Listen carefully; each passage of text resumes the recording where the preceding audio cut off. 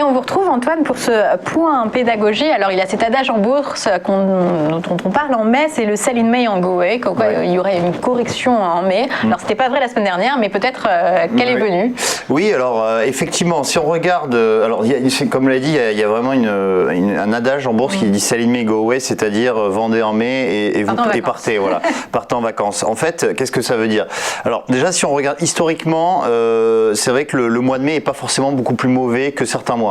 On est sur un mois historiquement négatif, mais par exemple le mois d'octobre est plus historiquement plus négatif que le mois de mai. En fait, ce qui se passe aussi, c'est que le mois de mai aussi c'est un mois de détachement de dividendes. Donc lorsqu'on détache ces dividendes, eh bien ça fait mécaniquement ça fait baisser le CAC 40. Pas forcément le DAX par exemple, parce que lui les dividendes sont réinvestis, mais effectivement le CAC 40, force de fait, ça baisse. Et lorsqu'on regarde, alors j'ai pris un exemple sur les 3 dernières années. Sur les 3 dernières années, ça s'est vérifié en 2018 et 2019, mais pas en 2020. Alors lorsqu'on regarde, donc ici c'est 2018, effectivement le CAC avait perdu à peu près 2,5%. En 2019, il avait perdu 6%, le CAC.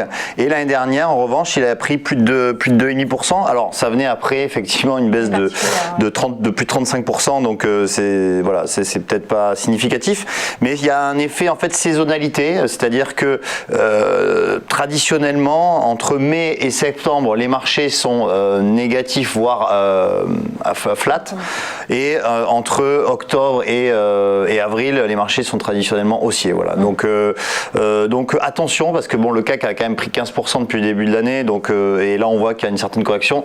Le sell in May go away cette année pourrait fonctionner.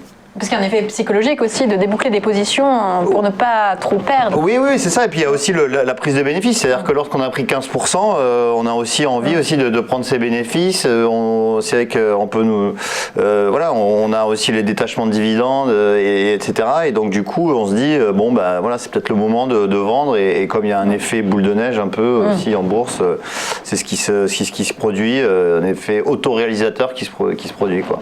Donc attention au mois de mai.